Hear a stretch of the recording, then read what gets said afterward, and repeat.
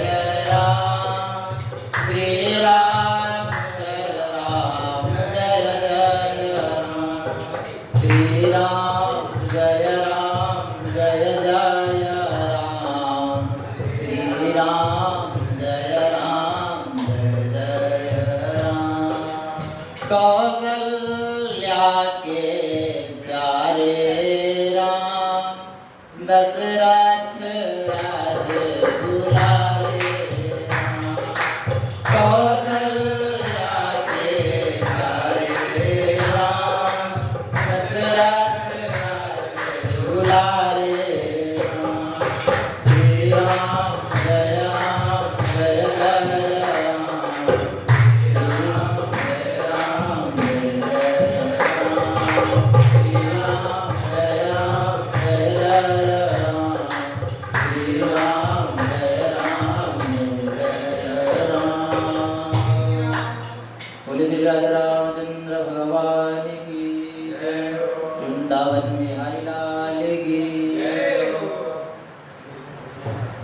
सब बड़ा ही सुंदर दिव्य प्रसंग सुन रहे थे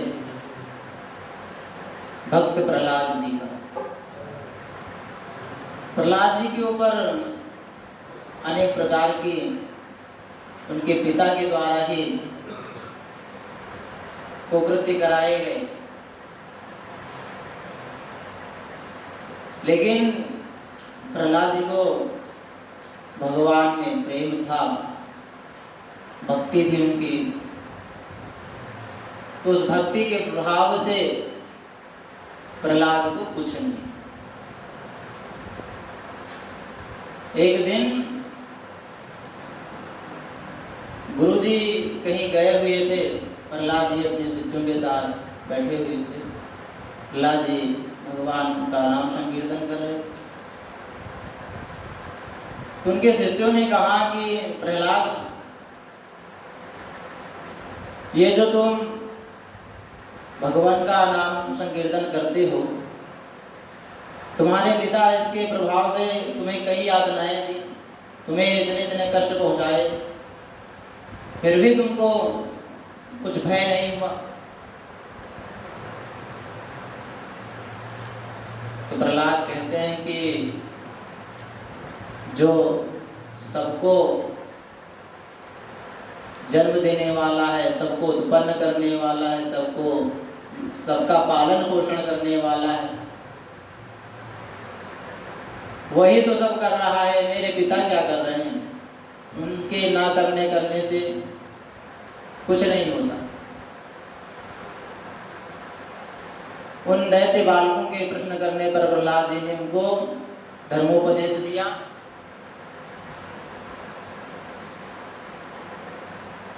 और कहा कि यहाँ जो हम आपको उपदेश कर रहे हैं, यह उपदेश हमको श्री नारद जी के द्वारा प्राप्त हुआ था माँ के गर्भ में।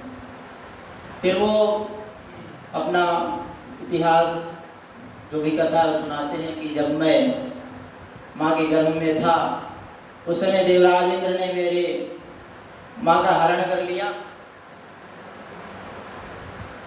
देवर्षि नारद जी ने देखा तो इंद्र को डांटा और भगाया। मेरी माँ ने नारद जी के चरण पकड़ लिए, नारद जी को प्रणाम किया। नारद जी ने कहा कि बेटे, जब तक तेरे पति तपस्या करके वापस नहीं आ जाते, तब तक तू मेरे आश्रम में रहे। और प्रहलाद की माता जी नारद जी के आश्रम में रहने लगी। नारद जी के सुंदर सुंदर उपदेशों को श्रवण करती, जो भी प्रसाद मिलता उसको पाती। प्रहलाद भी अपनी माँ के गर्भ में नारद जी के उपदेशों को सुनते थे, बड़ा सुंदर लगता था। और उन्होंने गर्भ में ही नारद जी को अपना गुरु मान लिया। ये सारी बातें प्रहलाद जी जब अपने शिष्यों को बताया तो उनके शिष्य भी उनसे कहने लगे कि प्रहलाद, मेरा भी मन करता है कि मैं आपके साथ भजन करूं, कीर्तन करूं, लेकिन क्या करें, आपके पिताजी का चेहरा सामने आ जाता है।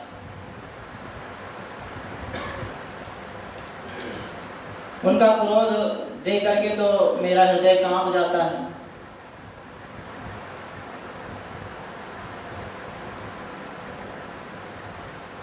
लेकिन कोई बात नहीं, अगर आप भजन करना चाहते हैं तो हमारे साथ आप भजन करें।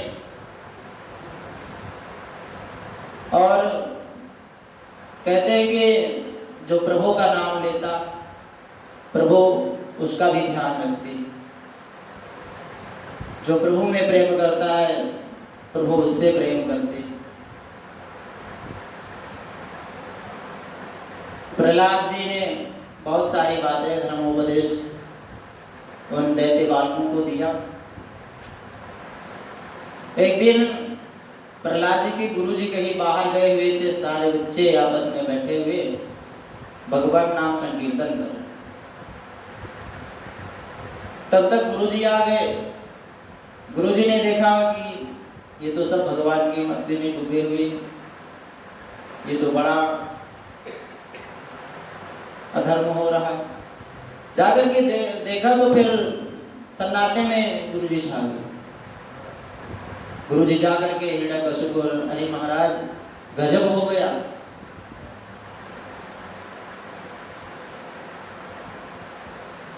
क्या करें, क्या हुआ? तो बोले कि प्रहलाद तो अकेला ही था अब तक, लेकिन आज से तो सारे विद्यार्थी सब उसी के रंग में रंग गए, भगवान आपके शत्रु का नाम जप कर रहे हैं, कीर्तन कर रहे हैं। गजब हो गया। हिरण्यकशिपु आया और देखा जो बालक जैसा भी नाच रहा था, एक ही हुंकार में वह वैसे की वैसे खड़ा रह गया।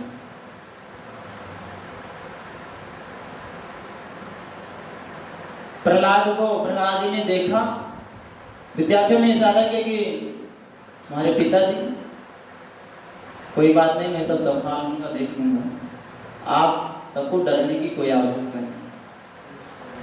और जैसे ही प्रहलाद जी ने अपने पिता को देखा, हिरण्यकशिपु बहुत सारी गालियां दी।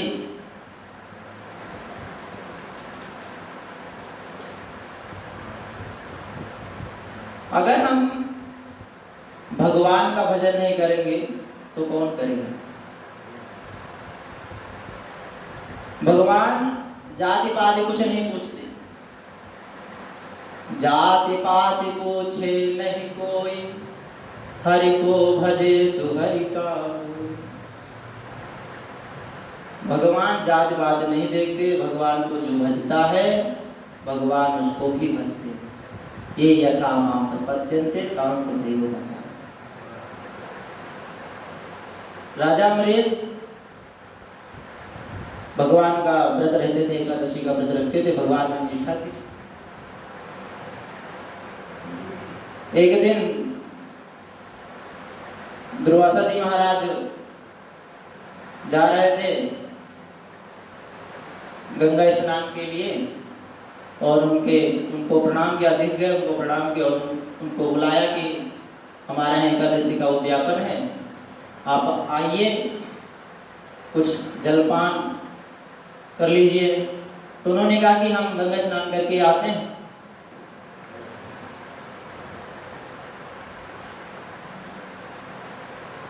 तो उन्होंने कहा ठीक है। और तब तक उधर अम्बरीश जी महाराज का व्रत था और उनको उद्यापन भी करना था, पारायण भी करना था, पारण करना था। तो और समय भी काफी ज्यादा हो चुका था, त्रयोदशी लगने वाली थी। द्वादशी पर्यंत पारायण करने के पश्चात त्रयोदशी लगनी थी, लेकिन भाई ब्राह्मण का वो उन्होंने निमंत्रण दे रखा था, कैसे कर ले? तो कुछ ब्राह्मणों से उन्होंने सलाह ली और उस सलाह से उन्होंने भगवान का चरणोदक पान कर लिया। फिर ये बात जब दुर्वासा जी को पता चला तो उन्होंने खूब क्रोध किया, उन्होंने एक कृत्या उत्पन्न कर दिया और कृत्या को उत्पन्न कर दिया कि जाओ इस अम्बरीश को खा लो, भस्म कर दो। तो भगवान की कृपा, उन्होंने कृपा करी राजा अम्बरीश जी के ऊपर और अपना सुदर्शन चक्र भेजा और उस कृत्या को भी भस्म कर दिया। वह चक्र जो था वह दुर्वासा जी की ओर दौड़ा। तो दुर्वासा जी पहले शिव जी के पास गए, ब्रह्मा जी के पास गए, फिर विष्णु जी के पास गए। तो गत्वा उन्होंने कहा कि आप जिनके कारण आपको यह हुआ है वहां उन्हीं के पास जाइए, उन्हीं आपको क्षमा कर सकते हैं। तो फिर वो वहीं आए, अम्बरीश जी की प्रार्थना करी, फिर अम्बरीश जी ने फिर वो चक्र शांत हुआ। तो कहने का मतलब यही है कि जो जिस प्रकार भगवान को भजता है भगवान उसकी सहायता अवश्य करते हैं।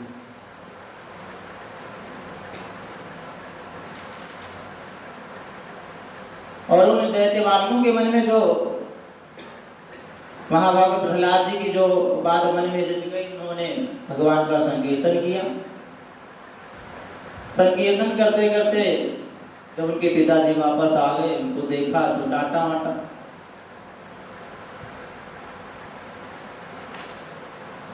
हे दुर्विनीत मंदात्मन कुल भेद कराधम स्तब्धम मक्षसानोद्धूतम निषेध्वाद्ययमक्षयम्।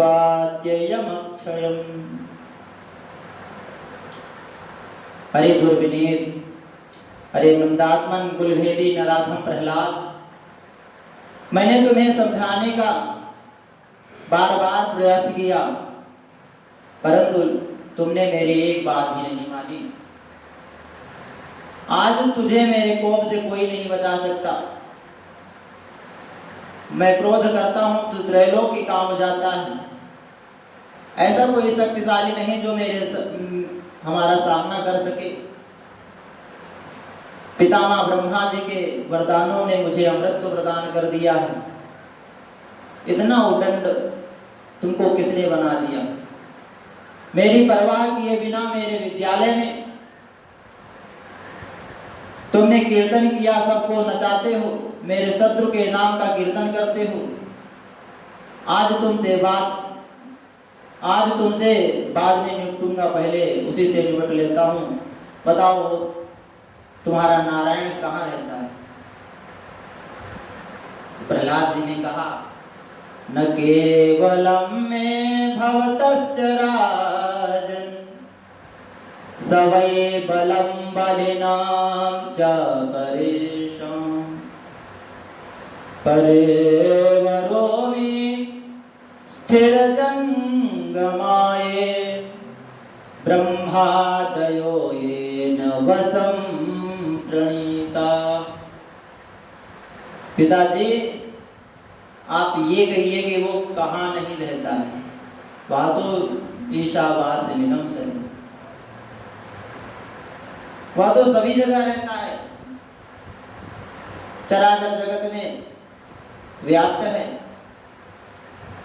लेकिन आपको ब्रह्मा जी के वरदानों का जो बल है, और आपको जो ब्रह्मा जी ने वरदान दिया, लेकिन पता है पिताजी, उन ब्रह्मा जी को भी बल देने वाले मेरे प्रभु,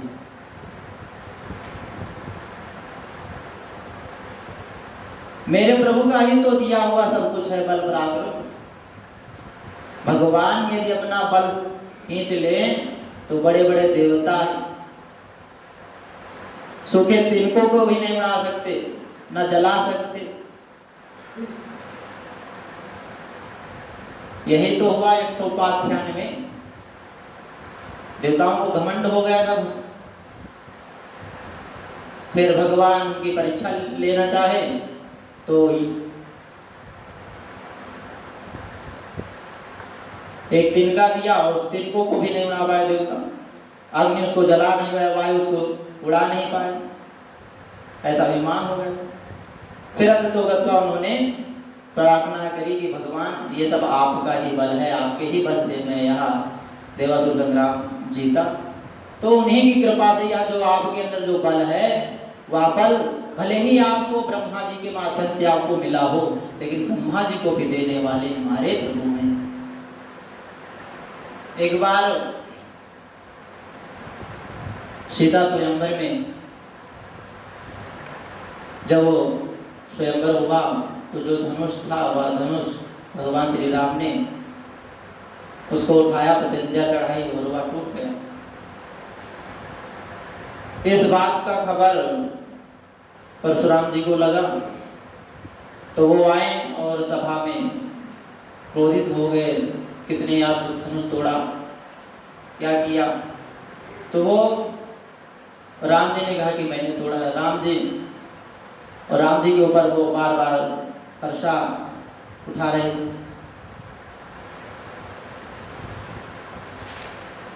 लक्ष्मण जी महाराज और ज्यादा उनको छेड़ रहे थे।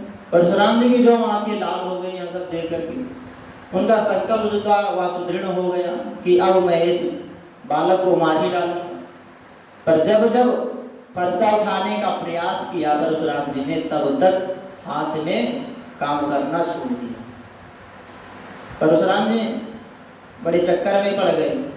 चाह भी रहा हूं, वर्षा भी मेरे हाथ में, फिर भी यह उठ नहीं रहा। क्यों नहीं उठ रहा? हाथ काम क्यों नहीं कर रहा? लक्ष्मण जी बोले, महाराज हाथ ने पहचान लिया पर आप नहीं पहचान पाए। परशुराम जी विचार करने लगे, ये कौन है? कहीं सबको बल देने वाले, शक्ति प्रदान करने वाले ये वही तो नहीं है? संदेह हो गया। तो अपना संदेह दूर करने के लिए परशुराम जी ने कहा, महाराज राम रमापति कर धन लेहु, खींचे हो चाप मिटे मोर संदेह। महाराज इस धनुष पर आप प्रतिज्ञा चढ़ा दो तो मेरा यह संदेह दूर हो जाएगा। तो परशुराम जी ने जैसे ही धनुष देना चाहा, धनुष अपने आप ही जाकर के भगवान श्री राम जी के हाथ में पहुंच गया। वैसे ही समझ गए कि ये वही नारायण हैं जिनके सभी लोग पूजा अर्चन करते हैं, इन्हीं में ध्यान रखते हैं। तो ये वही परमात्मा है जिनका सभी लोग ध्यान करते हैं।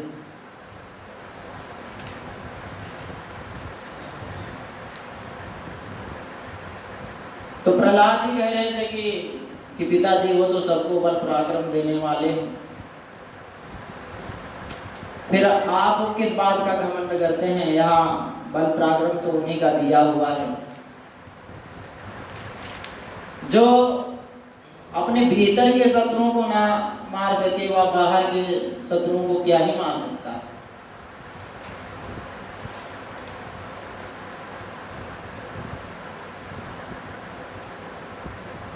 फिर जोर से हिरण्यकश्यप ने अट्टहास किया कि बता दे रहा वह विष्णु कहाँ है। ये सब पहले मैं उसी से निपटता हूँ, फिर आप बाद में आपसे मिलूंगा।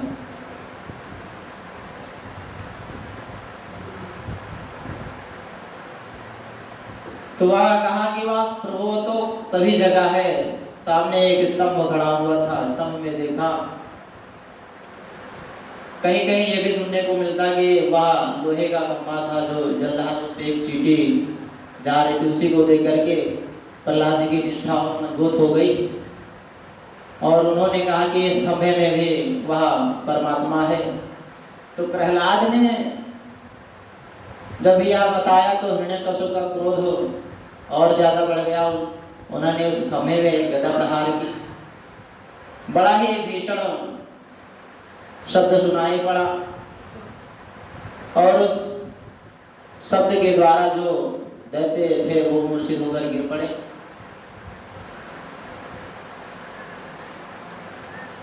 ये जो हिरण्यकश्यप था यह भी गिर पड़ा और थोड़ी देर बाद जब भगवान का प्रादुर्भाव हुआ,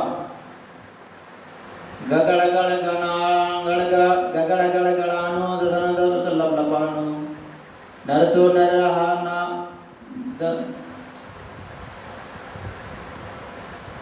भगवान नरसिंह का प्रादुर्भाव हुआ।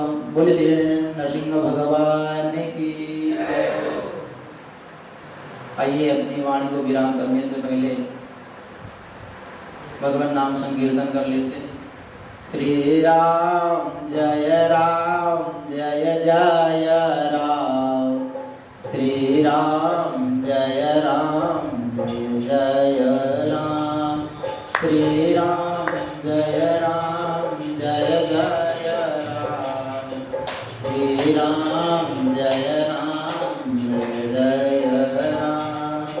श्री राम जय जय राम, श्री राम जय जय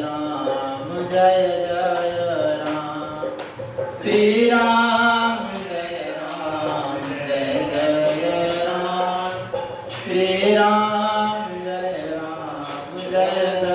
राम, श्री राम जय जय राम, श्री राम जय जय राम, श्री राम जय जय राम, जय जय राम।